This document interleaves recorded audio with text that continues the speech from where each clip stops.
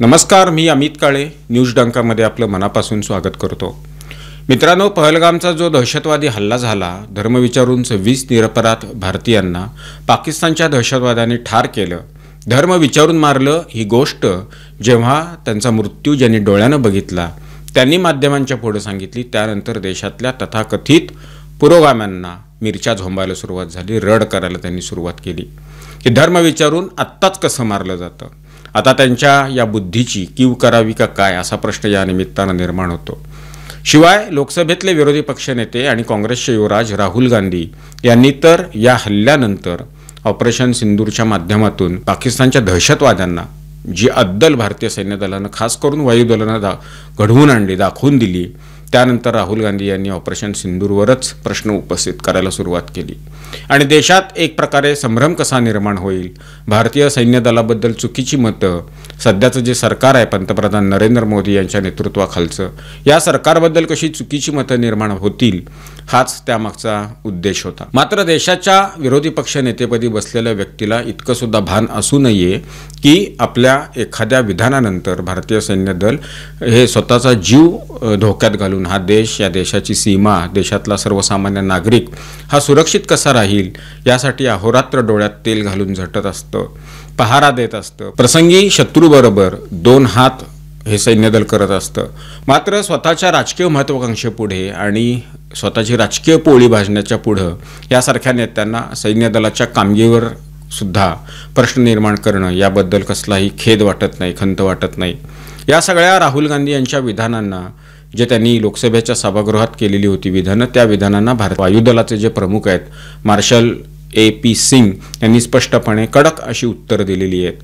त्यांनी स्पष्टपणे असं सांगितलं की सरकारनं आम्हाला पूर्ण मोकळीक दिलेली होती, सैन्य दलाकडून, वायुदलाकडून जी रणनीती या ऑपरेशन सिंदूरच्या पार्श्वभूमीवर आखण्यात आलेली होती, त्या रणनीतीला 100% पाठिंबा हा सरकारनं आम्हाला दिलेला होता। त्यामुळेच आम्ही हे सगळं ऑपरेशन सिंदूर हे यशस्वी करू शकलो।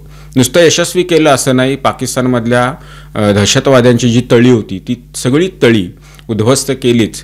याचा धक्का हा देशातल्या विघातक वृत्तीला घेतलाच, शिवाय जगभरातले जे असे देश आहेत की आम्हीच बलशाली आहोत, आम्हीच कसे शक्तिशाली आहोत असा गोड गैरसमज स्वतःबद्दलचा करून घेतलेले जे देश होते, अमेरिका असेल, चीन असेल, अशा देशांना सुद्धा धसका बसला। ही गोष्ट कोणालाही मान्य करावी लागेल।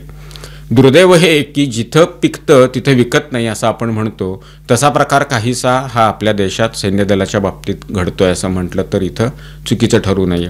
कारण सैन्य दलानं जी कामगिरी करून दाखवली त्या कामगिरीचं उघड कौतुक करून त्यांना शाबासकी देण्याच्या ऐवजी त्यांच्या कामगिरीवरच प्रश्न निर्माण करण्याचं काम या देशातला जो प्रमुख विरोधी पक्ष आहे काँग्रेस आणि या काँग्रेसचे जे नेते आहेत राहुल गांधी, हे सतत गेले काही महिने हे करत असल्याचं आपल्याला दिसून येईल। राहुल गांधी यांच्या या विधानातली हवा मार्शल AP सिंग यांनी पूर्णतः काढून टाकलेली आहे। त्यांचं स्पष्ट मत असं आहे की या ऑपरेशन सिंदूरच्या पाठीमागं राजकीय इच्छाशक्ती खूप मजबूत होती आणि या राजकीय इच्छाशक्तीमुळेच भारतीय सैन्य दल हे यशस्वी कामगिरी ही करू शकले। अत्यंत स्पष्ट शब्दामध्ये राहुल गांधी यांच्या या सगळ्या खोट्या विधानातली हवा air chief marshal AP Singh यांनी काढून टाकलेली आहे। त्यांनी स्पष्ट असं सांगितलं की आम्हाला कुठलाही राजकीय कुठलीही बाधा या ऑपरेशनमध्ये आलेली नव्हती, पूर्णतः मोकळीक सरकारनं दिलेली होती आणि हे जे हल्ले सैन्य दलाच्याकडून पाकिस्तानवर करण्यात आले ते अत्यंत विचारपूर्वक करण्यात आलेले होते आणि परिपक्वतेनुसारच ही रणनीती ही आखण्यात आलेली होती आणि त्याचा जो शेवट आहे तो शेवट आपल्याला यशामध्ये दिसून आला। यातून एक गोष्ट आपल्याला इथं निदर्शनास आणून द्यायची आहे की भारतीय सैन्य दल जे आहे ते किती मजबूत आहे हे आपल्याला ऑपरेशन सिंदूरच्या नंतर समजलेलं आहेच। या देशातल्या सर्वसामान्य नागरिकांना तेवढी जाण आहे, मात्र राहुल गांधी यांच्यासारख्या नेत्यांना अजून हे समजलेलं नाही, हे नेते सुधारायला तयार नाहीत, हे मात्र इथं अधोरेखित होतं। मला या निमित्तानं आपल्याला आणखीन एक गोष्ट निदर्शनास आणून द्यायची आहे, ती अशी की भारताचं संरक्षण क्षेत्रातलं जे उत्पन्न आहे ते उत्पन्न आर्थिक वर्ष 2024 आणि 25 मधलं हे विक्रमी आहे आणि हे उत्पन्न आहे 1,50,590 कोटी रुपये। याचा अर्थ मागच्या वर्षीच्या तुलनेत 18% हे उत्पन्न जास्त आहे आणि 2019-20च्या तुलनेत 90%पेक्षा जास्त आहे। याचा अर्थ मेक इन इंडिया आणि आत्मनिर्भर भारत ही जी मोहीम पंतप्रधान नरेंद्र मोदी यांच्या नेतृत्वाखाली भारतानं सुरू केली, या मोहिमेची ही एक ऐतिहासिक कामगिरी आहे असं म्हटलं तर इथं चुकीचं ठरणार नाही. सरकारच्याच आकडेवारीनुसार संरक्षण उत्पादनामध्ये 77% हिस्सा संरक्षण सार्वजनिक क्षेत्राच्या कंपन्यांचा आणि सरकारी संस्थांचा आहे. 23% हिस्सा केवळ खाजगी कंपन्यांचा आहे. खाजगी क्षेत्राचा हिस्सा 2% वाढला आहे, जे संरक्षण निर्माणामध्ये त्याच्या वाढत्या भूमिकेचं हे द्योतक आहे. देशाच्या सुदैवानं देशाच्या सत्तेवर जे मोदी सरकार आलं, ते मोदी सरकार भारताचं सैन्य दल, हवाई दलाला कशा पद्धतीनं अपग्रेड करण्याकरता झटते हे सुद्धा आपल्याला या निमित्तानं सांगावंसं वाटतं. कारण भारतीय हवाई दलामध्ये जी जुनी चेतक आणि चिता हे हेलिकॉप्टर्स होती, ती आता हेलिकॉप्टर्स हळूहळू निवृत्त करण्याची तयारी सरकारनं सुरू केलेली आहे.